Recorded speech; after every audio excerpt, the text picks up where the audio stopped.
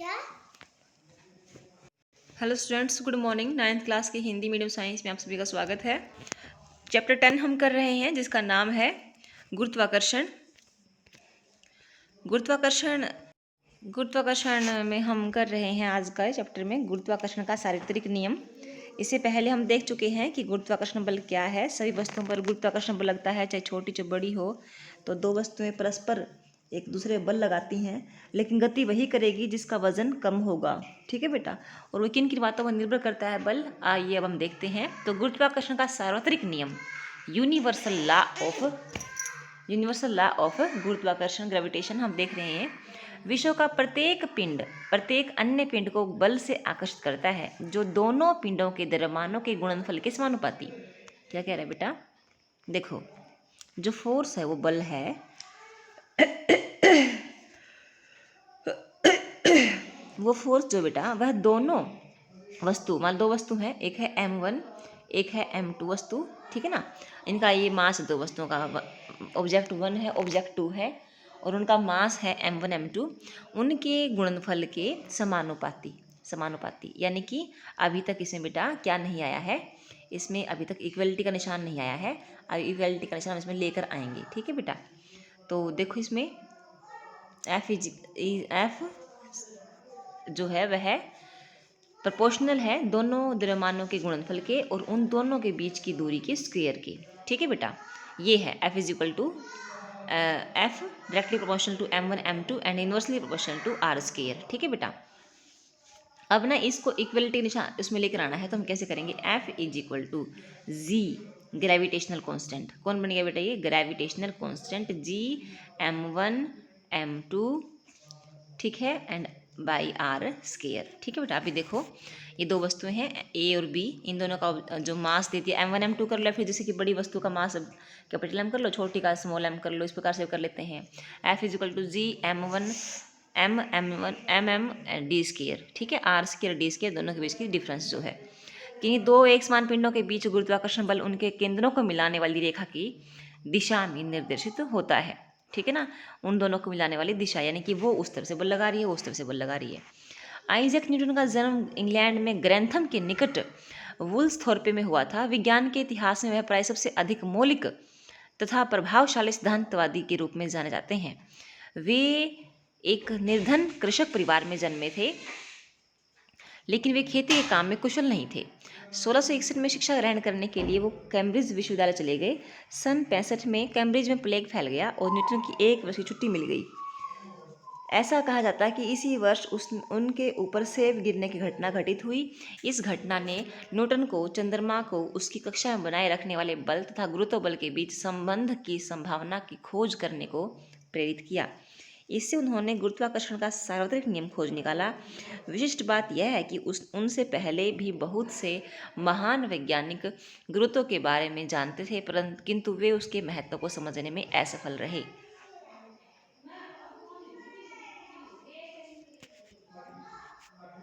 Newton ने गति के सुप्रसिद्ध नियमों का प्रतिपादन किया। उन्होंने प्रकाश तथा रंगों के सिद्धांतों पर कार्य किया। उन्होंने खगोलीय प्रेक्षणों के लिए खगोलीय दूरदर्शी की रचना की। न्यूटन एक महान गणितज्ञ भी थे। उन्होंने गणित की एक शाखा की खोज की जिसे कलन कैलकुलस कहते हैं।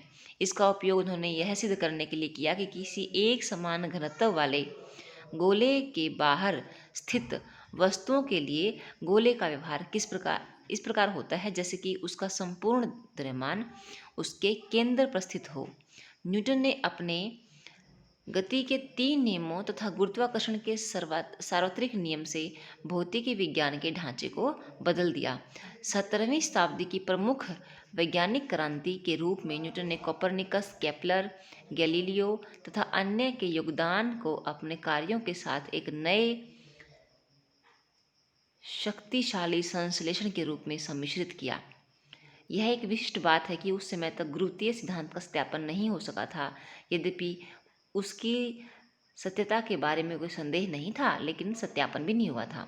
इसका कारण था कि न्यूटन का सिद्धांत ठोस वैज्ञानिक तर्कों पर आधारित था और गणित से उसकी पुष्टि भी की गई थी। इससे यह सिद्धांत सरल व परिष्कृत हो गया। ये विशेषताएं आज भी किसी अच्छे वैज्ञानिक सिद्धांत के लिए अपेक्षित हैं। यानी कि अगर कोई आज भी वैज्ञानिक सिद्धांत दिया जाए तो उसके लिए भी दो चीज़ें होनी चाहिए, वैज्ञानिक तर्क भी होना चाहिए और साथ में उसकी गणितीय रूप से पुष्टि भी होनी चाहिए। ठीक है बेटा। न्यूटन ने व्युत्क्रम वर्ग नियम का अनुमान कैसे लगाया? ग्रहों की गति के अध्ययन में सदैव से हमारी गहरी रुचि रही है। 16वीं शताब्दी तक अनेक खगोल शास्त्रियों ने ग्रहों की गति से संबंधित बहुत से आंकड़े एकत्रित कर लिए थे। जोहान्स केपलर ने इन आंकड़ों के आधार पर 3 नियम व्युत्पन्न किए। इन्हें केपलर के नियम कहा जाता है। तो केपलर के नियम पहला है बेटा, प्रत्येक ग्रह की कक्षा एक दीर्घवृत्त होती है और सूर्य इस दीर्घवृत्त के एक फोकस पर होता है, जैसा कि निम्न चित्र में दिखाया गया है। इस चित्र में सूर्य की स्थिति को O से दर्शाया गया है। ठीक है बेटा, चित्र में देखो ये रहा। ठीक है बेटा, हर एक जो ग्रह है उसकी जो रास्ता है, पथ है, जो है क्या है, एक दीर्घवृत्त है।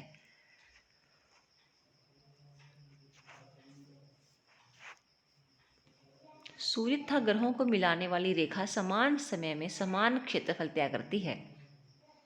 सूर्य तथा ग्रह को मिलाने वाली रेखा समान समय में समान क्षेत्रफल तय करती है।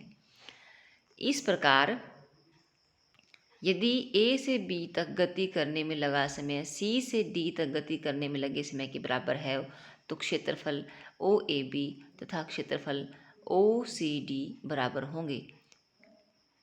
AB तक गति करने में लगा समय C से D तक गति करने में लगे समय के बराबर हो तो क्षेत्रफल OAB क्या कह रहा है बेटा, ये देखो, ये ऐसे कह रहा है, यदि किसी वस्तु को, यदि मान लो ये तो सूर्य हो गया, ठीक है बेटा, और ये उस ग्रह की कक्षा हो गई। ठीक है, अगर मान लीजिए दो बिंदु हैं A और B, ठीक है बेटा, फिर दो बिंदु हैं C और D, तो यानी कि यदि वस्तु ग्रह जो है गति करता है A से B में, तो यहाँ पर जो गति करने में लगा समय अगर वो C से D तक गति करने में लगे समय के बराबर है, तो ये जो ट्रायंगल बनी है OAB और ये जो बनी है OCD, इसका क्षेत्रफल क्या होगा, सेम होगा। ठीक है बेटा, आगे देखो क्या कह रहा है ये, सूर्य से किसी ग्रह की औसत दूरी r का घन उस ग्रह के सूर्य के परितः परिक्रमण काल t के वर्ग के समानुपाती होता है। क्या कह रहे बेटा, सूर्य से किसी ग्रह की औसत दूरी जो r है उसका घन उस ग्रह के सूर्य के परितः, सूर्य के चारों ओर परिक्रमण काल t के वर्ग के समानुपाती होता है। ठीक है ना, यानी कि r क्यूब, क्या करे बेटा, ये r cube is directly proportional to T square.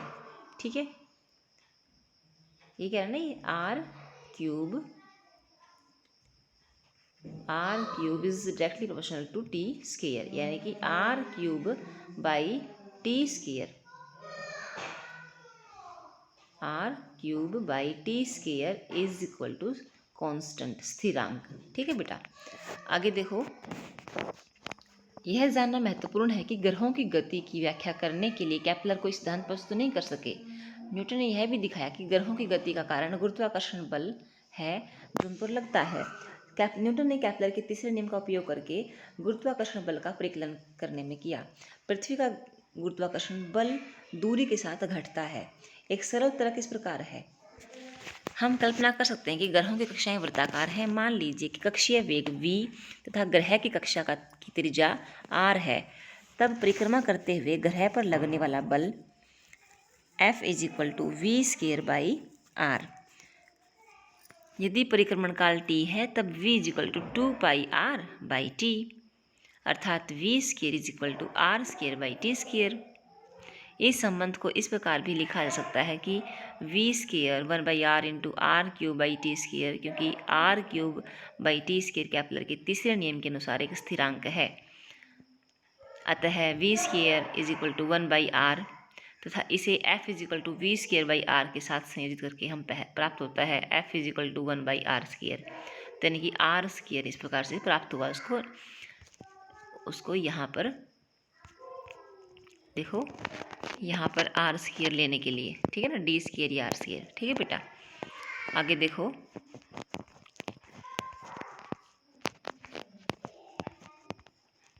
F is equal to 1/d²। समीकरण 10.1 और 10.2 से प्राप्त होगा हमें F is equal to MM/d², F is equal to G/MM/d², जहाँ पर G एक अनुपातिकता स्थिरांक है और इसे सार्वत्रिक गुरुत्वीय स्थिरांक कहते हैं। वज्र गुणन करने पर, वज्र गुण यानी कि आर पार गुणा करने पर हमें प्राप्त होता है समीकरण 10.4 से हमें क्या प्राप्त होगा बेटा, F into d² is equal to G/M/G निकाल सकते हैं। G इज इक्वल टू समीकरण 10. G क्या होता है इसमें, G is equal to F/d²/mm। समीकरण 10.5 में बल, दूरी तथा द्रव्यमान के मात्रक प्रतिस्थापित करने पर हमें G के SI मात्रक प्राप्त होंगे जो न्यूटन मीटर स्क्वायर पर किलोग्राम स्क्वायर है।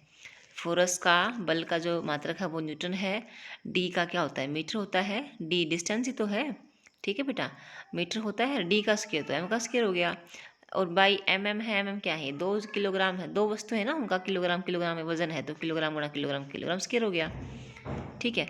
हेनरी कैवेंडिश ने एक सुग्राही तुला का उपयोग करके जी का मान ज्ञात किया। जी का वर्तमान मान क्या है बेटा, 6.673 10⁻11, ठीक है, 6.673 10⁻⁻11 न्यूटन मीटर स्क्वायर पर किलोग्राम स्क्वायर, ठीक है बेटा। तो आज के लेक्चर में इतना ही काफ़ी है, आगे आप इसको यहाँ तक पढ़ें, अच्छे से पढ़ें बेटा, और आगे हम कल करेंगे। तो इसी से thank you and all the best.